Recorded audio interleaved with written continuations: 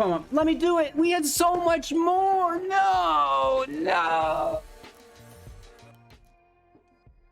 Hello, good game. Welcome back, ghouls and goblins. I hope you're having a magical day. Thank you so much for taking the time to support the channel. In today's video, we'll be playing with a 4-color landfall deck in Best of 1 Alchemy. Move over meta is all I have to say. You guys are going to be, having your brains melted, just coming out through your eyes, your nose, your ears. You probably will need to seek medical attention after watching this video, as a fair warning. We're going to break down the deck list, talk about the strategies, the synergies held within, showcase all of that within the gameplay footage, and then finally wrap up with our final thoughts, deck review, and general channel news and, shenanigans, stuff like that. If you wouldn't mind, like the video to help show your support, subscribe to the channel as well if you're looking forward to seeing more cool decks like this on your YouTube feed, and let's take a look. Alrighty, here we are. A deck that I did not expect to be as competitive as it ended up being. But that's totally cool with me. Climbing through Diamond like nobody's business with a 4-color landfall deck. We don't rely on all 4 colors because we can produce mana of any color a couple different ways in the build. First of all, there's the Lotus Cobra with landfall. Whenever a land enters the battlefield under your control, add 1 mana of any color. This is a landfall mechanic which we are focused on within the build. The Innkeeper doesn't have landfall, but when it enters the battlefield, you'll create a treasure, and that treasure can be sacrificed for mana of any color, which is nice. The Innkeeper will also gain 1 life for us whenever a creature enters play on top of it, which is quite nice there, right? And we're flooding the field with cats. We have Feladar's Retreat for 4 with landfall. Whenever a land enters the battlefield under your control, choose 1. Create a 2/2 white cat beast creature token, or put a 1/1 counter on each creature you control, and then your creatures gain vigilance. Very, very cool stuff here. So lots of landfall synergies by playing lands, generating mana, creating creatures out of that, and then gaining life through the generation of those creatures, right? So you kind of see how that triangle goes, and then we're building off of that first and foremost with the Ancient Green Warden. For 6, it's a 5/7 with reach, and this is what the deck was built around. I'm like, okay, so what do I have with 7 toughness and reach? That's literally what I looked for in the search bar to start building a deck, and we've seen the Green Warden, and it's like, well, double landfall abilities, let's go, because dragons are just, they're everywhere. The clerics and angels are all over the place as well, so I want some meat in the seats with reach to take them down, and this is very, very good because, it doesn't just stop at being a 5/7, which survives a Dragon's Fire off of an Inferno Star, right, for 6 damage. That's kind of the benchmark for the amount of damage they can do, which this survives. And then we can push it to a 6/8, and now it can engage and hopefully, block that Inferno Star as well. Of course, you're dealing with the Valkyries in a similar fashion, but more importantly, doubling our landfall triggers. That's absolutely goofy, right? Making double cats, making double mana, and, Omnath, Locus of Creation's abilities as well. 5 mana, 1 of each color, and a generic, a 4/4. When it enters play, scry 1. The landfall ability has 3 separate triggers for playing multiple lands each turn, which is a possibility here. In a second, we'll discuss how. First up, when your land enters play, gain 4 life. Second up, gain 4 mana, 1 of each color, minus black. And then finally, on your 3rd land, deal 4 damage to each opponent and each planeswalker that you don't control, which is a ton of fun, right? And then playing multiple lands per turn for those triggers through Settle the Wild, seek a basic land card, put it into the battlefield tapped, then seek a permanent with mana value equal to the number of lands you control. If we're playing this on top just for the land, that's great. If we're playing it early on, we can actually seek out either the Omnath for 4, for 5, the Retreat for 4, the Sunrise, Wrenn and 7, and even the Green Warden for 6.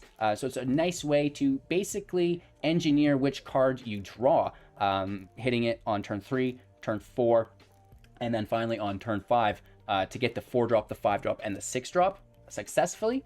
Really easy, and then you're not relying on the draw of the Green Warden. You may not get the Sunrise because, you could get Wrenn 7 or Omnath. That one's kind of up in the air, but you're always going to get a Retreat, and the Retreat and the Green Warden are the most important parts to have because they're part of the core combo. Sunrise is cool. It's going to give everything +1/+1 trample until the end of turn. That's fine. We can also, add more mana to cast some of the bigger spells that we'll talk about in a second. We could draw a card as well if we've got a big creature with 3 or greater, or gain 3 life, right? So this has a lot of playability in the deck. And then, Storm Festival. For 6 mana, sorcery speed, look at the top 5. Put 2 permanents with mana value 5 or less each into the battlefield, and the rest go in the bottom of the library in random order. Recast from the graveyard through flashback for 10. And this should be no problem, right? So grabbing whatever you want, make sure to focus on the key combo pieces first, you know, basically anything with landfall. You can even play lands with Storm the Festival, which is really cool. If you have the Green Warden in play, Cobra's in play, you know, put a land into play, you're going to get a bunch of mana, and maybe you can even recast some more spells later on.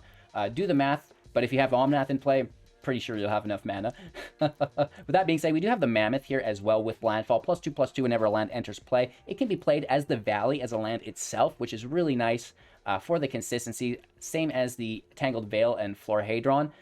Coming in as a 1/1, you can tap it for mana or just the land, which is really cool. We're also getting double landfall triggers through the Evolving Wilds. This can be played as a land, sacrifice as a second land enters play for the double triggers on the Omnath. So, you know, you're kind of combining the Wilds with Omnath, the Settle. Well, I guess this is Wild as well with the Omnath, and, you know, potentially Storm the Festival as well. The Green Warden is cool because we can play lands from our graveyard, casting Evolving Wilds every turn. Ooh-wee.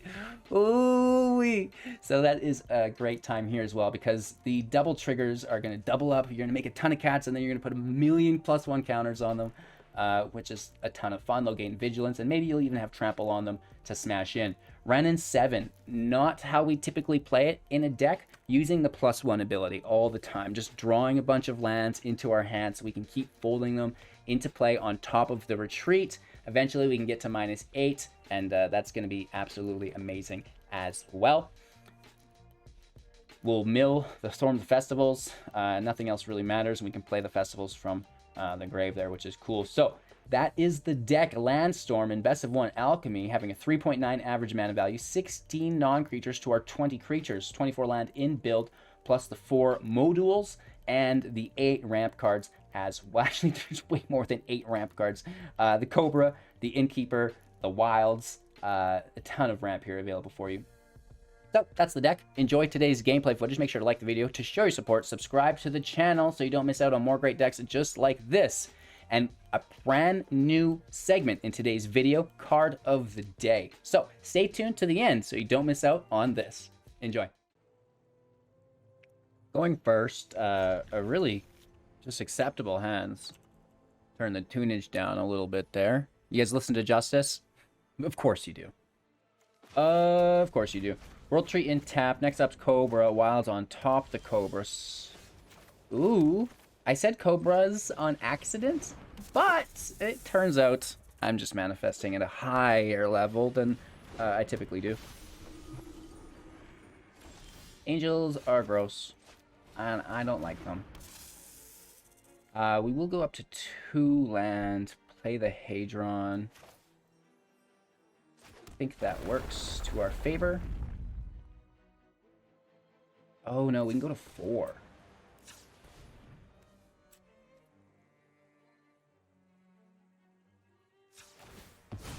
Yeah, let's keep going, because if we settle, then we can Hadron.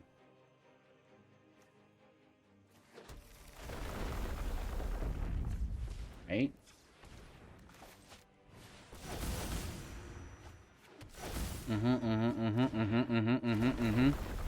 Very groovy. We're just doing a little combo wombo here. Don't mind if I do, Hugh. Don't mind if I do. So much ramp. Lord have mercy.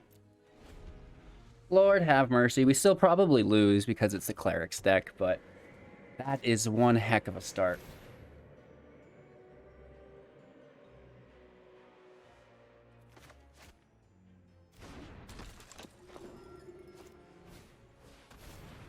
Life's Blood is great.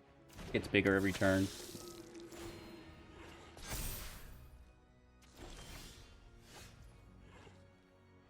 Oh my god. Lord have mercy. Green Warden in play. Wilds from the grave onto the Cobras. They double. These things double. Red, white, blue, green, Yeah. Take the scrap. Oh my god. They stack. They're non-legendary. Woo! Okay. Okay, now this is fun. I still fully expect to lose, but wow. Landfall Supreme.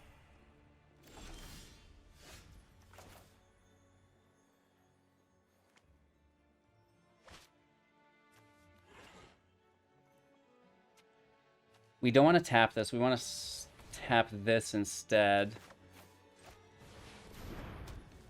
Boom. Wild's in play. I just wish we had more things to play. Like a Storm the Festival in hand or something.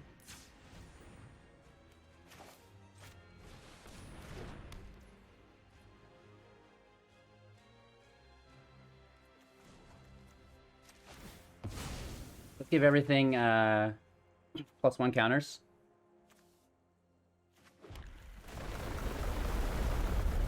Oh my lord. Or do we just go super wide? Let's go wide first.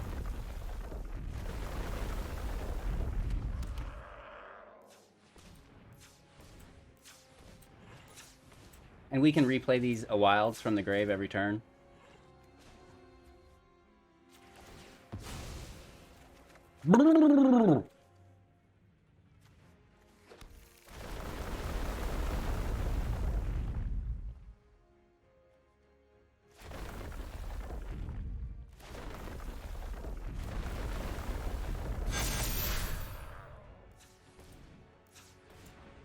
Imagine if we had Storm the Festival active. Like, this is crazy, yo. Do we just smash? Deal with the consequences? They double block Omnath, I'm sure of it. But, like, whatever, let's go. This is crazy. Wow. They only kill a single Cobra. Yikes. Okay, do they have a field wipe? That's gonna be the question. Angel of Destiny, that does some stuff. Uh-oh. Nice. I'm gonna be sick. I'm gonna be sick. Yeah. Yeah. Yeah. Yeah. Yeah. Yeah.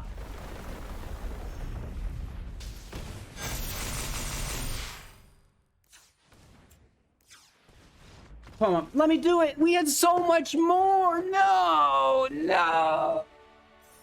Oh, oh my lantern. We had another wilds to crack and then the biggest hit in the world. Woo!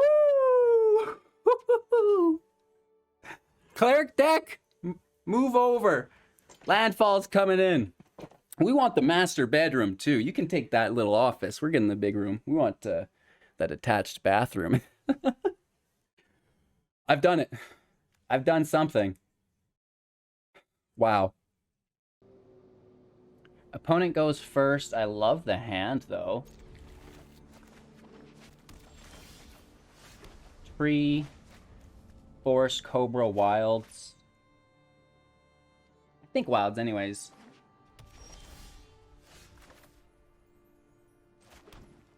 Well, this is kind of sad, because it's the Walrus Disruption. Oh, I'd rather lose the Innkeeper. I'd rather lose the Innkeeper. I want to keep the... Oh!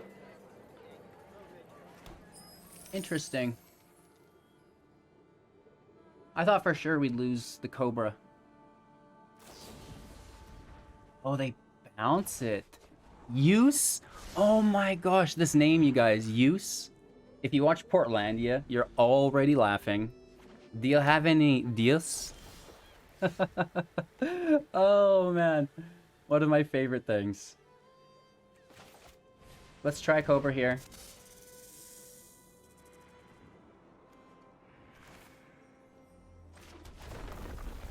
Go to 2.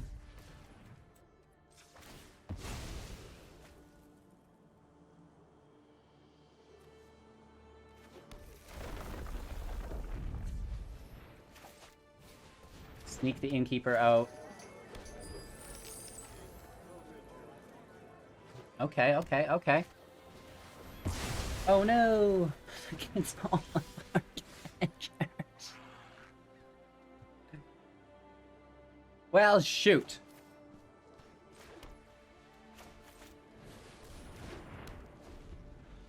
Let's just fire up the retreat, I guess. Emi, do you have any ideas? Sorry, what are you saying? Juice, you know, orange juice, apple juice. One of my favorite episodes of Portlandia. It's the one where they go to the arms dealer to get fireworks. It's fantastic.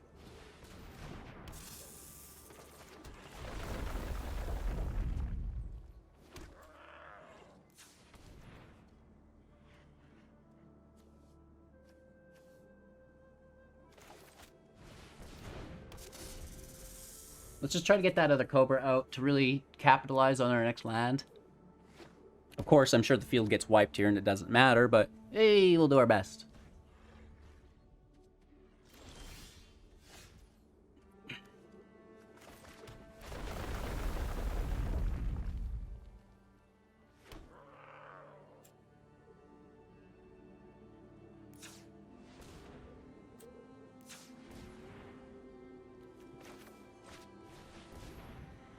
Let's try to pull out a card from their hand, right? Obviously they have counter magic or something.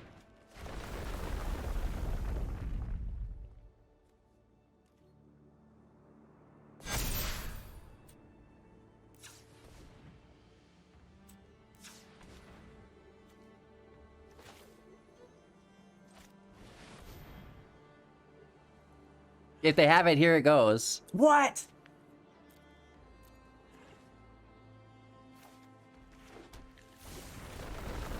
Double wilds.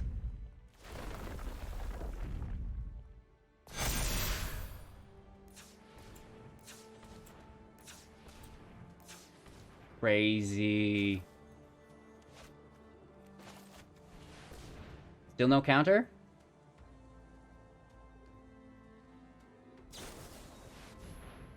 Discover the formula. Okay, okay.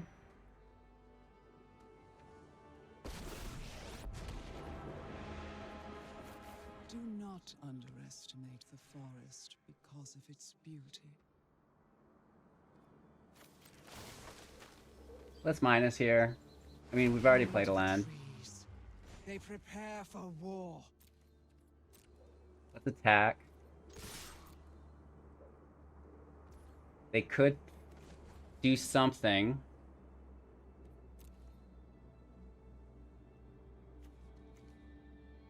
We would get 1, 2, 3, 4, 5, 6. Yeah. I think we just call their bluff.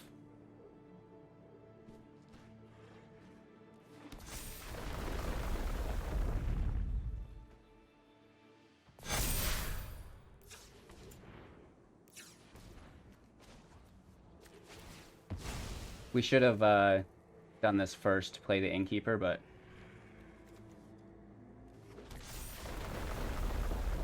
good game. I think we get it.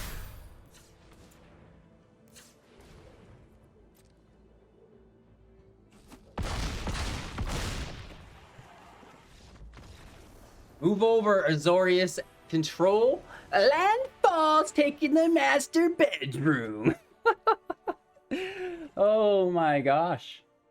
So both times we've just gone absolutely bonkers. We got wiped there too. They hit us with a Divine Purge.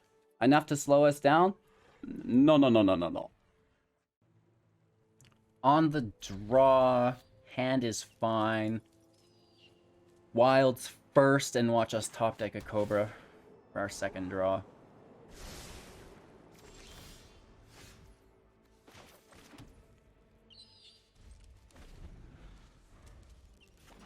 We could have went with Mammoth, I suppose.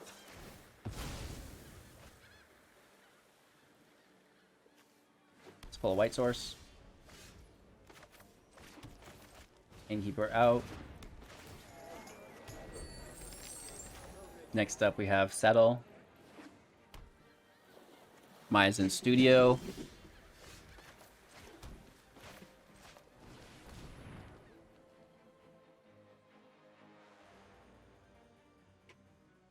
Grabbing a basic card here, a land card. Beautiful. And there's a retreat. We like that quite a bit. And I suppose we just swing in for one. Gonna get you. 19 turns on the clock. Let's go. They foretell removal. 4, 5. We could get to 6. I don't want to immediately lose this. Let's go straight to Ren and 7. Take a plus, draw a bunch of lands. 2 Cobras and a... Wow, that was not okay.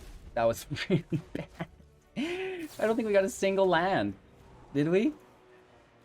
2 Cobras, Storm the Festival, and a Sunrise. We didn't get anything. That was bad. That was really bad.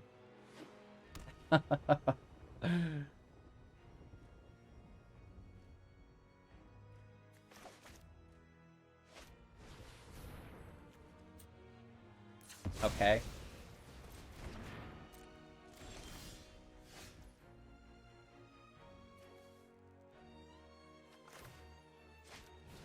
Retreat in play.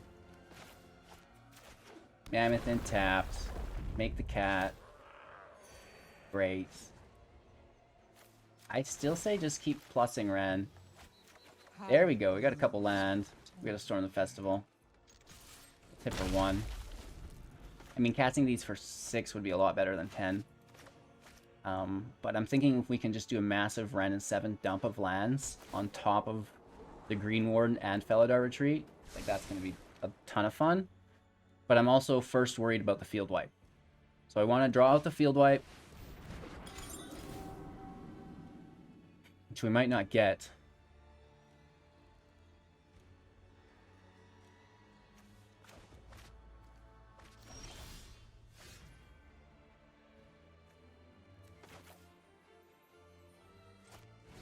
We do have 2 Ancient Green Wardens, which makes it all acceptable. And then we're just going crazy with the cats. I want to save Ren and 7's minus ability to do the same thing again, but for next turn. Right? I don't want to minus here yet.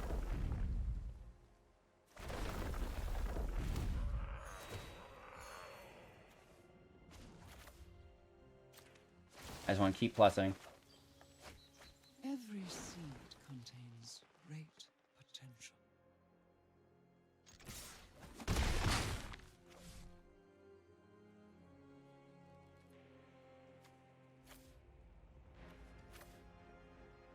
Discarding, well,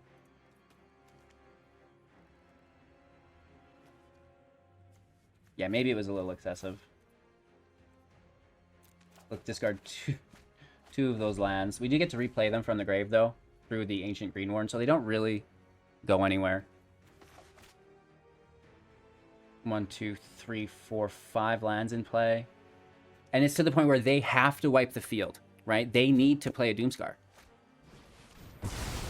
Oh, a Divine Purge does it, for the most part. Doesn't kill the Green Warden. Ah!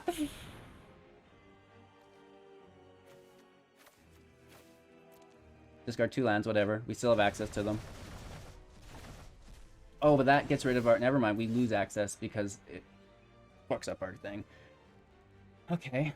Do they have another wipe?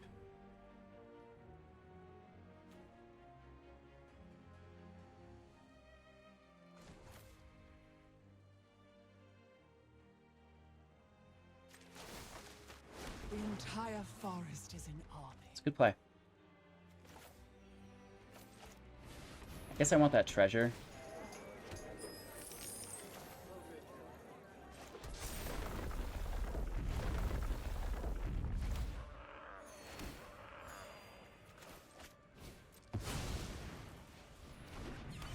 Now this incentivizes a wipe for sure. There's no way they don't wipe this. I should kind of like that though. If they do wipe it, like it's right there again. Let's take a hit.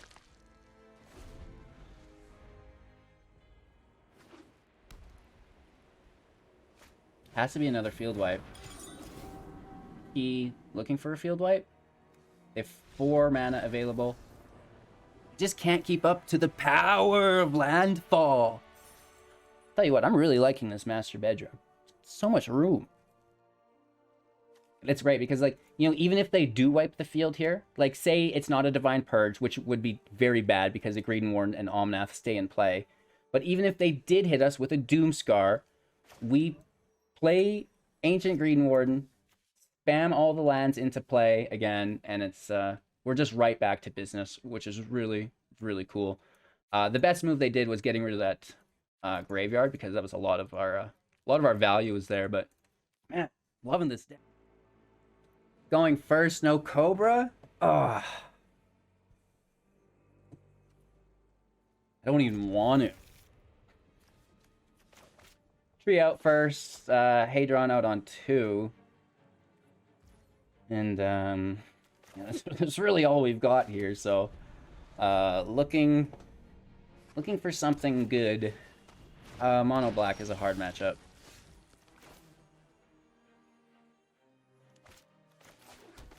The Ghast can straight up just kill the Tangled, and I don't like that. Right? Basically tree meat for this deck. Absolutely. Maybe it's a zombie deck, right? Maybe it's not mono black control.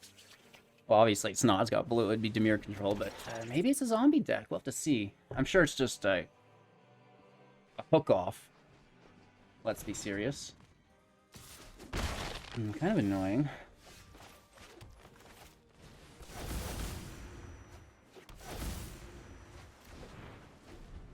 Okay. We're at 4. Next turn we played a 5, and we put out 6.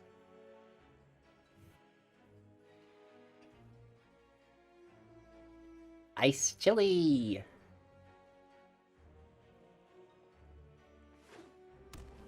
There's their 3rd land in. It's also a Blood on the Snow deck because they're playing Snowlands, right?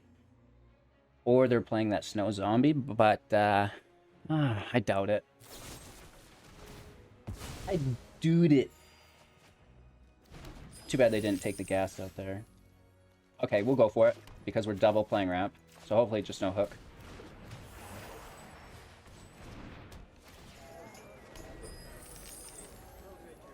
Now this is where it gets weird. We've got 5, 6, 7 available. Storm should be good.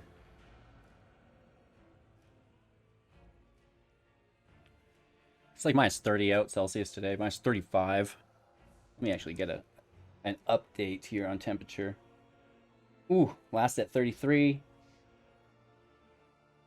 31, warming up. Thank you, sunshine.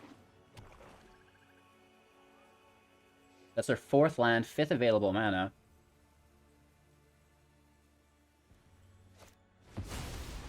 Ooh, Lothkis! Good card. You could have such power, aren't I, Jen? Good card. No blocks. Down to 16. Let's just hit it. Retreat.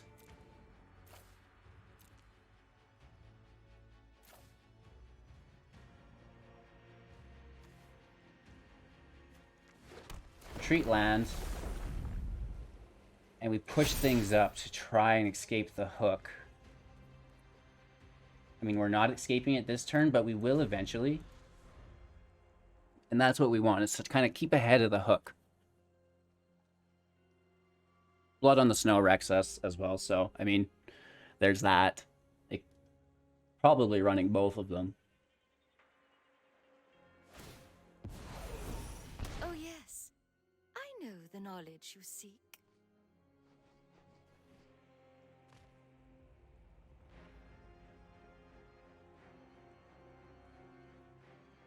They probably can't deal with the retreat really well. That could be our escape clause.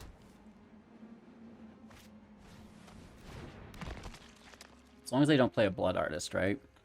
The hook's going to be bad enough. The Blood Artist really just makes that whole situation far worse.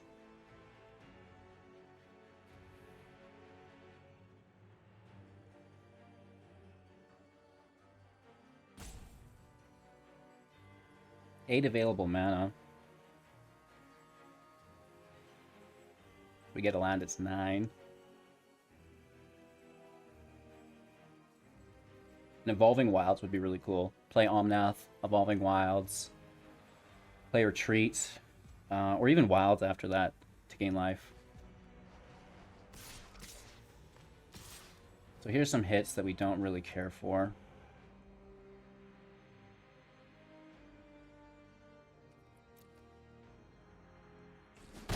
Blocks. Down to 11. We want the life gain from the Innkeeper on Retreat cats, I guess. If things get risky, but I also need to protect the Innkeeper. So protected from the Shambling Gas minus here. They decide to go with treasures instead.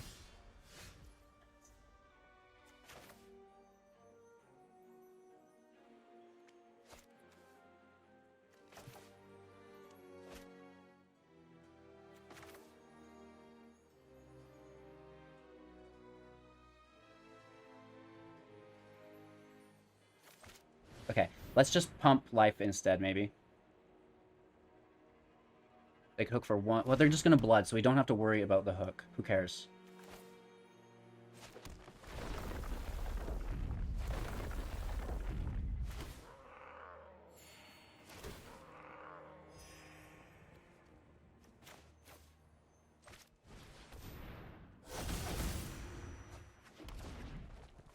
Just making a life. We'll push to 3 with them as well. Last on stack, first to resolve. So the +1 is the first one we pick on the stack. We do kill Loth here, which forces the blood on the snow. But hopefully we can rebuild. But I'll be waiting for you. I mean, they're bringing Loth right back, which is... They automatically rebuild, and we're hoping to rebuild. Ooh! What's up, girl? I haven't seen you in a minute. Interesting. Wow. Glorious Sunrise off the top would be awesome. Even a land that we could festival into Glorious Sunrise. 8, 9... Oh, we already have 10 land. What am I thinking of?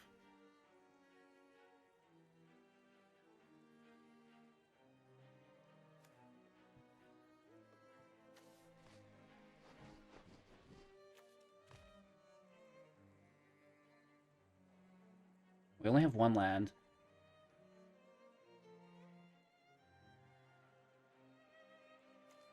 I think we should play from our hand. Well, no, we want Sunrise.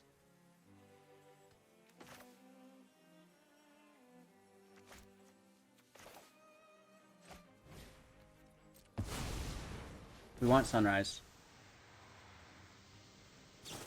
Do they have a counterspell? Oh!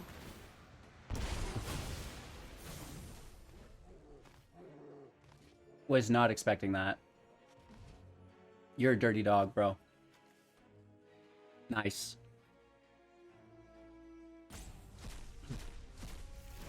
Very nice. You are a dirty, dirty dog.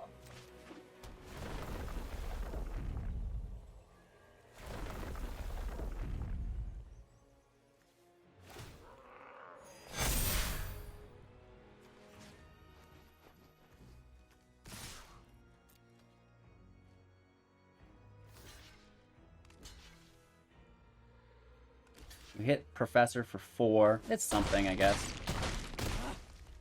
Not enough, but... Not more problems.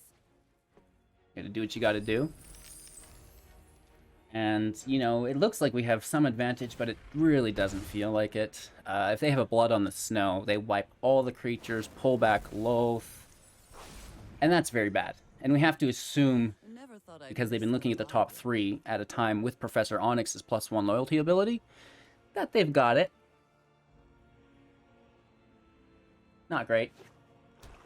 Ooh, there's a land. If they start single targeting, it means they don't have it in hand, which is just like so weird.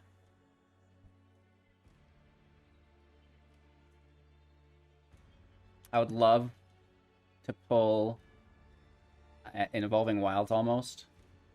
One of our better plays right now, to be honest. There it is! Surprise! Okay, okay, okay.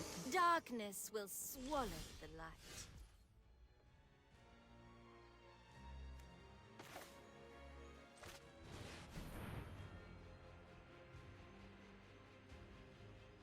Retreat in play. You know, Test of Talents is a dead card because it's an enchantment, right? I believe Professor can -3 on this if they wanted. Take the Scry.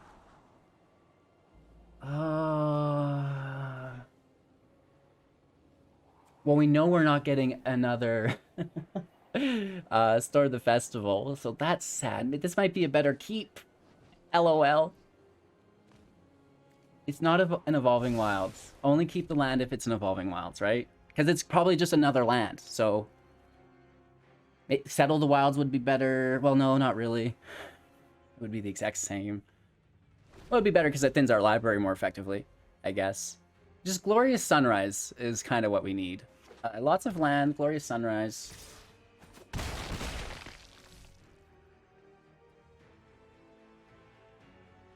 Down to 7 life, though. And this is the rough part of all this, is they may just kill us here with Magecraft, right? It's 4 spells and we're dead. Here's 1. Down to 5.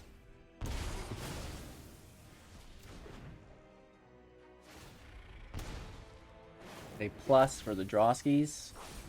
Milling 2 cards. Let's go digging. Lands there.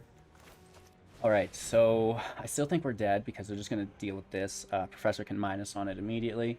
We are making 6 cats. Oh, I mean, that's pleasant.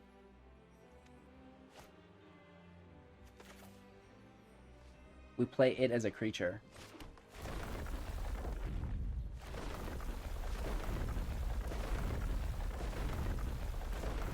These retreats double through the Green Warden.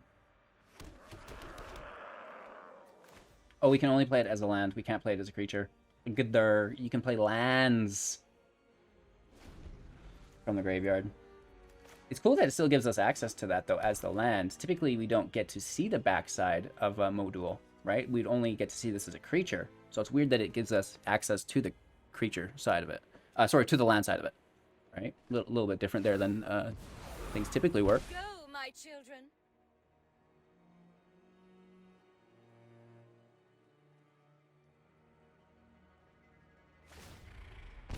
Professor with the plus. Lots of lands going to the grave for them, and they have 9 in play. They're 20 life. We're down to 5. Not looking great.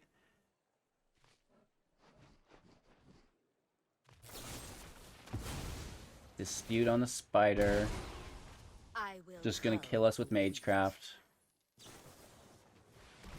Yeah. Good game. I mean, there's no way they don't have it. We're not doing 20. Well, you say that. Nope. That's lethal. Oh! That blood on the snow, it really did hurt. Holy Toledos. The deck overperforming. Truly did not expect this. I love Settle the Wilds, making sure that we have Feladar's Retreat, that we have Ancient Greedwarden ready to go for the combo. Typically, when we need to draw randomly through chance from our deck, things get a little bit less consistent, but we can engineer the Seek to draw us that card specifically by only having 1 4-drop, only having one 6-drop. And, you know, that 5-drop, we could engineer that to always pull a Ren and 7, but I kind of like risking the Glorious Sunrise in there alongside Omnath as well, which we have to include because we're playing with Storm Festival, right? So that's the deck. I hope you guys enjoyed. We're going to try to continue to optimize this deck in the future and maybe even try it out in Mythic when we get there. Make sure to like the video to show your support, subscribe to the channel for more great content like this on your feed. And that brings us to the card of the day. Now, what could it be? What could it be? We've done the appropriate sleeve job, double sleeved, you guys. Thanks so much to Titan Shield for hooking us up with all of the sleeves. Of course, you guys can get in on that and use the code provided in the pinned comment below through the Amazon store for 15% off all of your MTG Arena protection products, or just TCG protection products in general, and even I think they've got Dungeons and Dragons as well. So that's the card of the day, and we need to discuss it a little bit more. We're not just going to show it to you guys and, you know, oh look, I sleeved a card, but let's talk about it a little bit. This is the Creeping Puppeteer, a 4/3 with haste human rogue. Whenever it attacks, if you've attacked it with exactly one other creature this combat, you may have that creature's base power and toughness become 4/3 until the end of turn. This screams to me the Fireblade Charger, the whatever hawk it's called, the 1/2 with flying and first strike. The name is escaping me right now, but I'm sure you remember it. So that would be cool. I'm sad that we don't see this card played more often. I do think that it will have its time to shine in the future, though. Sadly, it's only worth 17 cents as a foil, and you know we've got ourselves a foil, ladies and gentlemen. Double sleeved, hard top loader, foil. Might get 19 cents for it since it's sleeved. No, I'm kidding, right?